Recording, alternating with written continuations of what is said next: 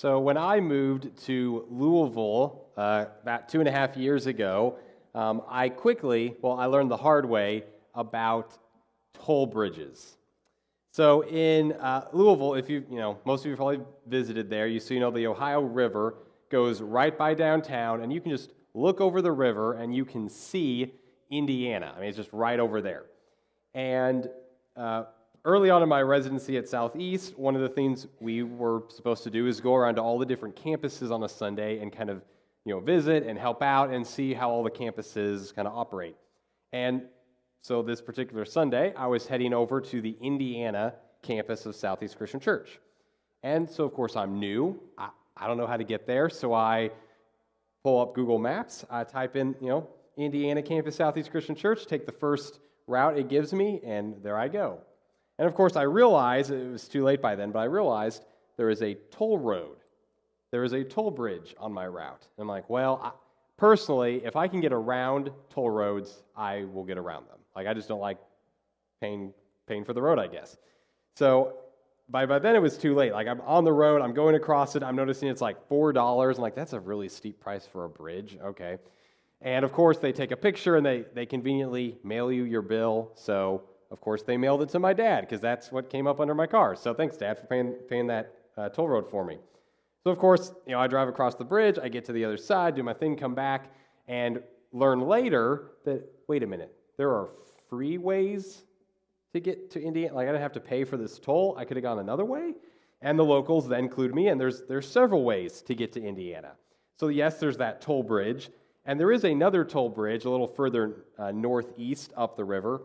But then there's also a bridge that is totally free. And it's just a couple blocks from the toll bridge that costs however much it was to drive through it. And all you have to do is you just take an exit, go downtown, drive a couple blocks over, and you just take that bridge over.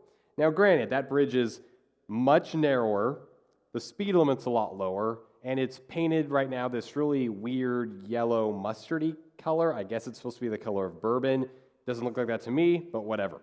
So you could take that bridge, and it's free. Or you could take I-64 west towards St. Louis. There's another bridge, and then you're over in Indiana. So it just depends, which way do you want to go? Now, yeah, the toll bridge is really nice. You've got lots of lanes, and it's really fast, and it's very convenient. Or you can not pay that. And if you want to have a much more fun, and this is a great date night idea, Jen and I did this several times, there's a walking bridge, and that's free. You just drive downtown, find a place to park, and you just walk across this bridge, and they have music playing, and they have lights on it at night, and there's usually street performers.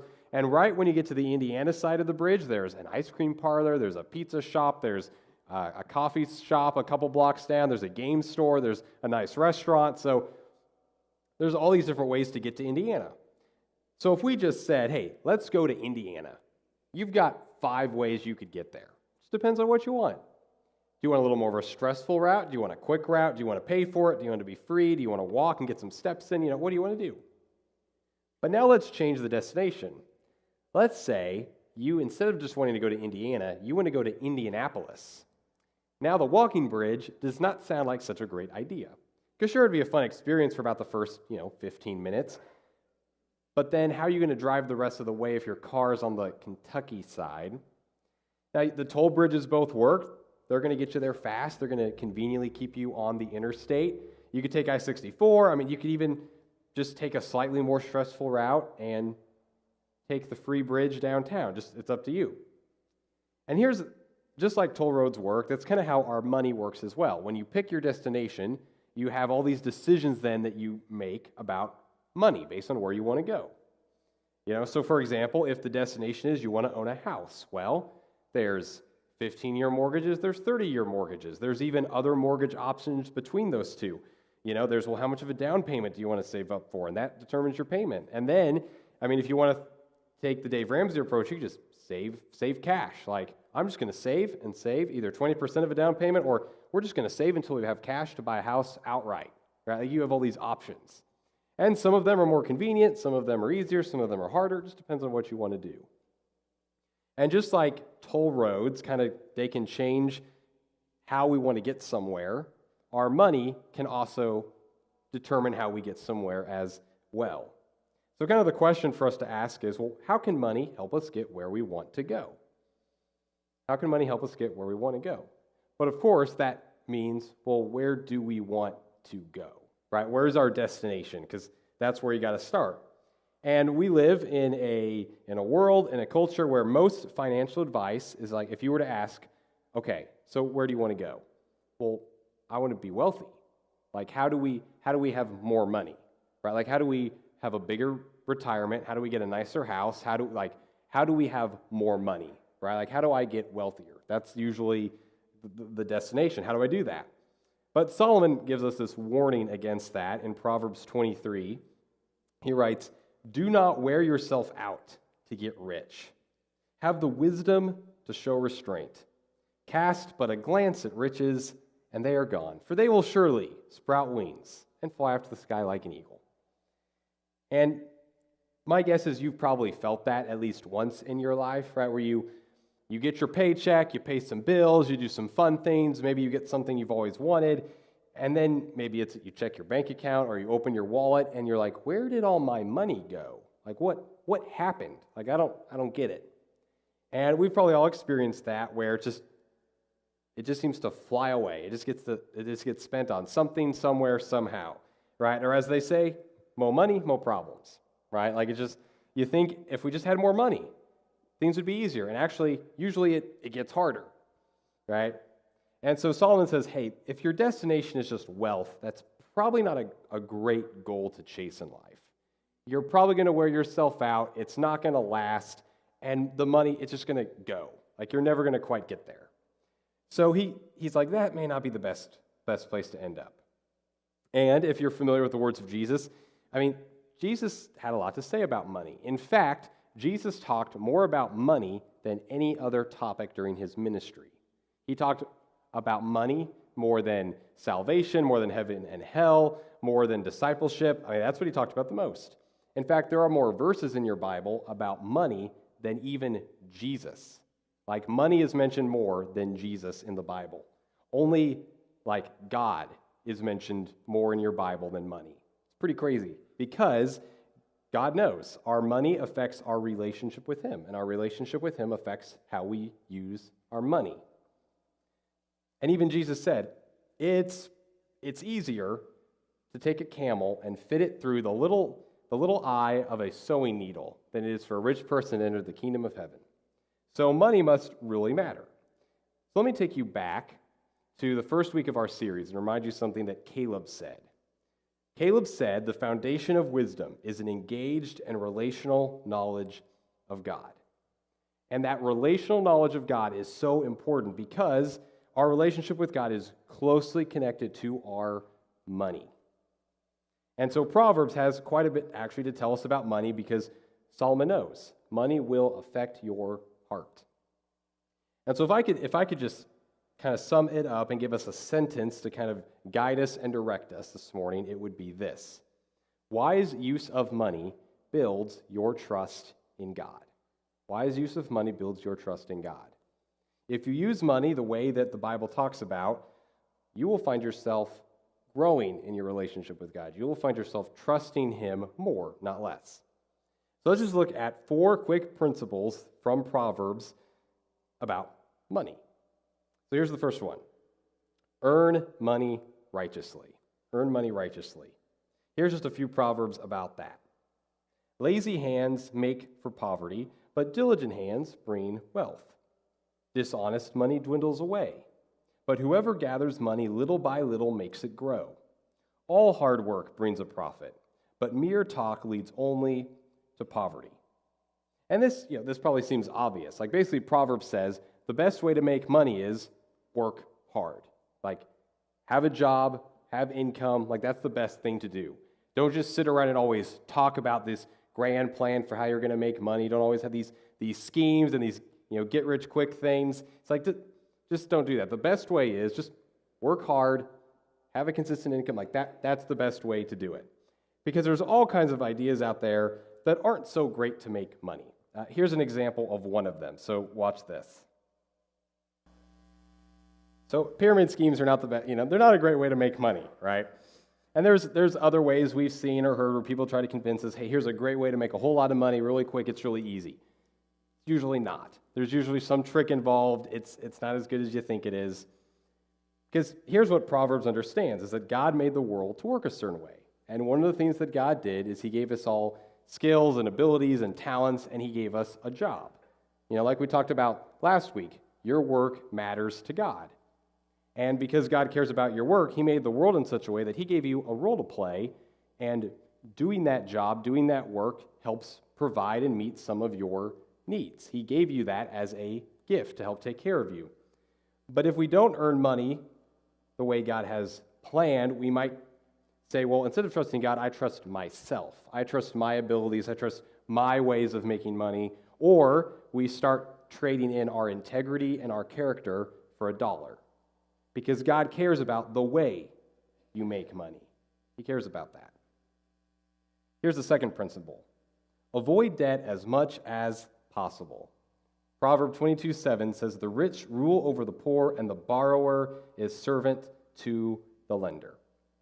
Now here's the thing. Proverbs, if you read through all of Proverbs hates debt.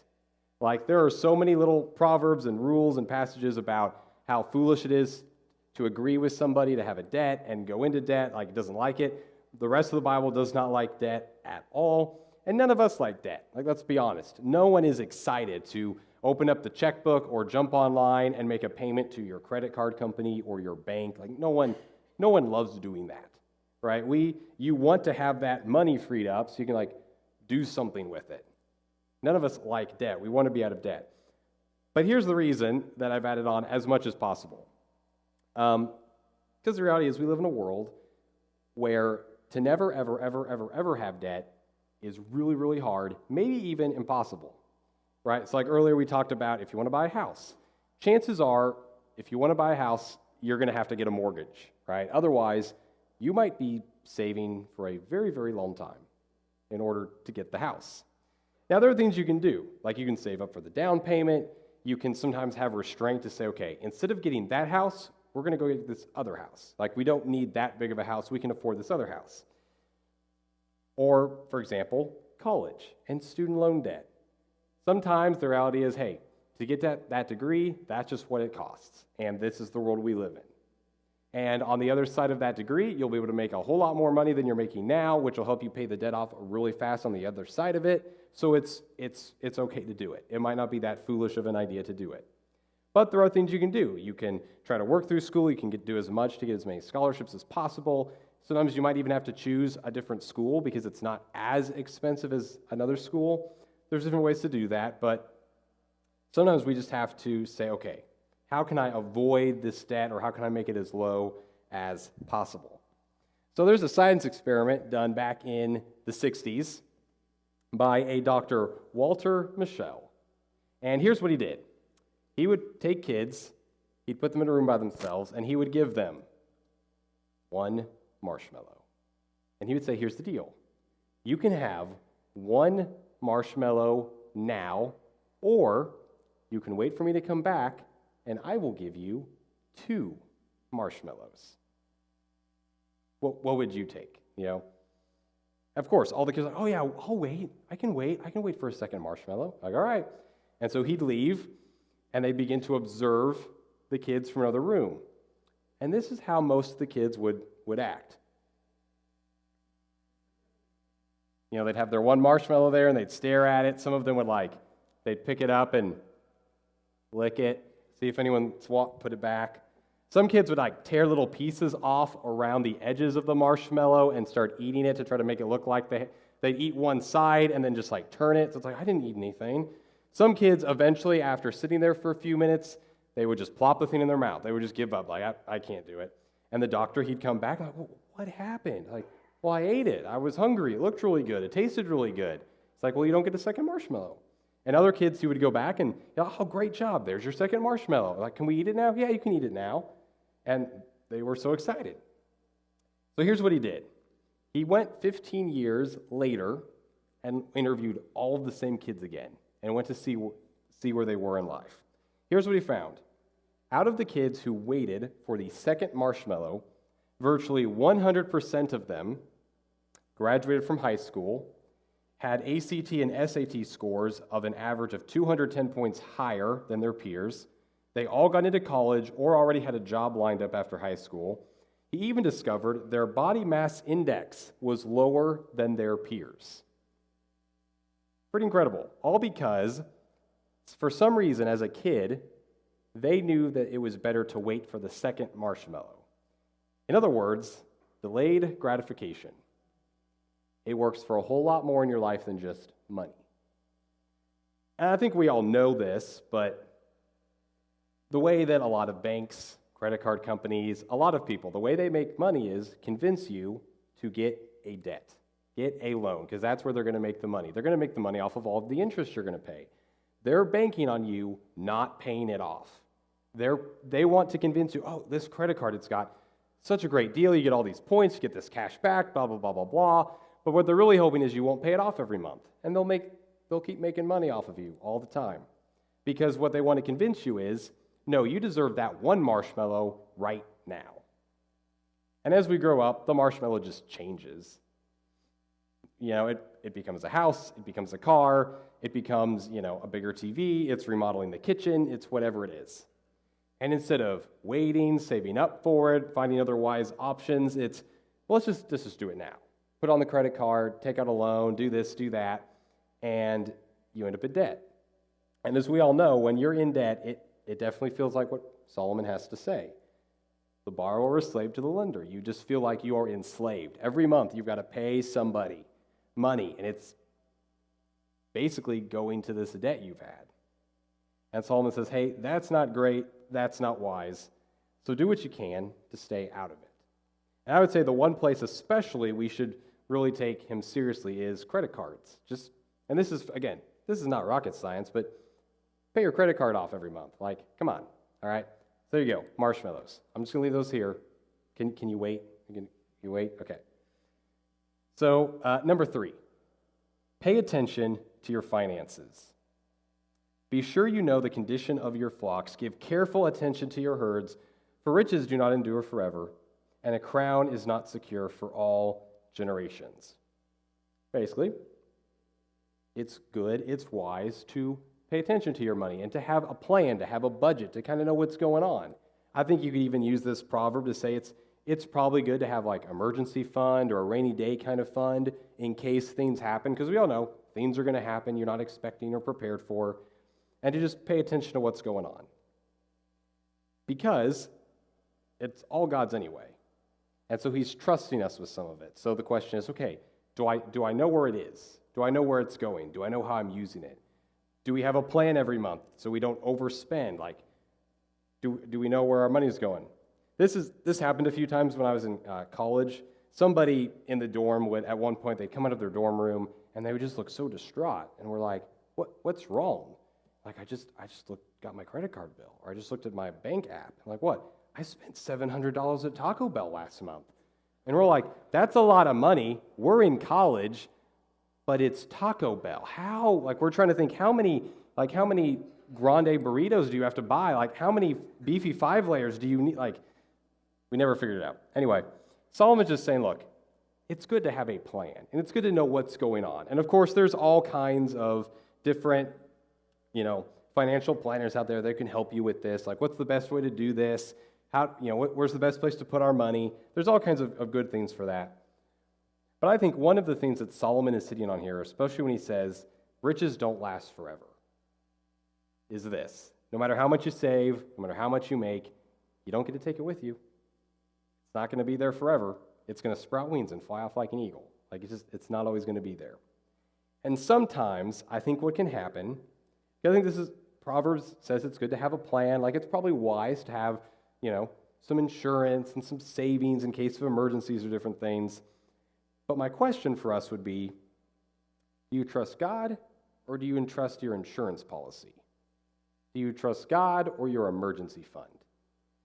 Because there's a fine line between, hey, we have a reasonable rainy day fund set up. There's a difference between that and feeling so secure because you've got this money stockpile that you just keep building it, because it helps you to feel, you just feel safer when you know there's more money in this bank account somewhere. And at some point, you have to trust God. Like, you can't prepare for everything. You've got to just trust God. Because your relationship with God, that's going to last forever. Your money won't. And John D. Rockefeller, very famously, when he passed away, a news reporter went to his accountant to interview him and asked, well, how much money did Mr. Rockefeller leave behind? To which the accountant famously replied, he left all of it behind. Because when you die, you don't get to take any of it with you. At that point, it's whatever you set up in a will or some kind of a fund, like whatever you told people to do legally, that's what's going to happen to it. Like, you don't get to use it. So it's good to know how our money is being done. It's good to be aware of things. But at the end of the day, we have to just trust God with what's going to happen. Here's the fourth principle. Say yes to generosity. Now, so much more of Proverbs than anything else with money. There's so many Proverbs about just being kind and generous and giving away what you have. So here's just a few of them. Proverbs 3. Do not withhold good from those to whom it is due, when it is in your power to act. Proverbs 11. A generous person will prosper. Whoever refreshes others will be refreshed. Proverbs 14. It is a sin to despise one's neighbor, but blessed is the one who is kind to the needy. Proverbs 22, the generous will themselves be blessed, for they share their food with the poor. And Proverbs 28, those who give to the poor will lack nothing, but those who close their eyes to them receive many curses. So Proverbs and the Bible is just full of give your money away. Don't have like a tight closed fist, have an open hand. Be looking for ways to bless and help out others. Now, when I was growing up, I got to see this displayed for me firsthand through my grandparents. So we had this tradition that probably many of you have, which is Sunday after church, you go out to eat. And so my grandparents would take us out to eat every Sunday and would never let my parents pay the bill, no matter how much they argued about it. Grandpa and Grandma always paid the bill. But on several occasions, we would be there at the restaurant, and there would be kind of a commotion we would notice in the front, and somebody would walk in who appeared to be probably homeless or down on their luck, and they were talking to the host or the hostess about, is there any way I can get a meal? Like, can I just have scraps? Is there like a meal in the kitchen that somebody messed up that I can have? Can I wash some dishes and you'll give me some food? Like, anything. Is there anything I can do? And most places would just be like, no, we don't do that here. You need to leave. Like, you need to get out of here. You're disturbing the customers. Go away. And whenever that would happen, my grandpa would grab the nearest server and say, go ahead and serve them, sit them down, get them a table, get them whatever they want, and bring me the bill. Like, that's just what Grandma and Grandpa did. Many times they would see an old friend while out to eat, and again, Grandma and Grandpa, they'd tell the waiter or the waitress, hey, bring me their tab, bring me their bill. And of course, they'd ask for their bill, and oh, somebody already paid it. Like, Larry, Judy, stop it. Let us pay for our meal once in a while. Come on, guys. Like, they would just, do that. Of course, he would just laugh, oh, just, get us next time or whatever. And they just did that. Now, I have no idea financially where my grandparents, stand. Like, I've never seen spreadsheets or bank accounts, nothing. I have no clue. All I saw is they were always really generous with what they had. They're always trying to help somebody out when they saw a need. They were always like that of course, with family. And still, to this day, when I talk to my grandparents on the phone, they're always making sure, like, hey, is your car okay? Is this okay? Is that okay? Do you need help? Do you need money? Do you need this? Do you need that? Like, no, Grandpa, we have a job. Like, it's okay. But he's still like, hey, do you need help? Like, they're just always trying to be generous. And so growing up, I saw that's what you do with money. You use your money to help other people. Like, that's just what I got to see growing up. And since I have the microphone, I get to do this. Because today is my grandparents' 60th wedding anniversary. And at some point this week, they're going to watch this sermon online, because every week they tell me, hey, we're catching up on your sermons, we watch you every week. And so at some point, Grandma and Grandpa are going to watch this on the internet. And so I just want to take a minute and say, hey, congratulations, Grandma and Grandpa, on 60 years. Thanks for helping me become who I am. Love you guys.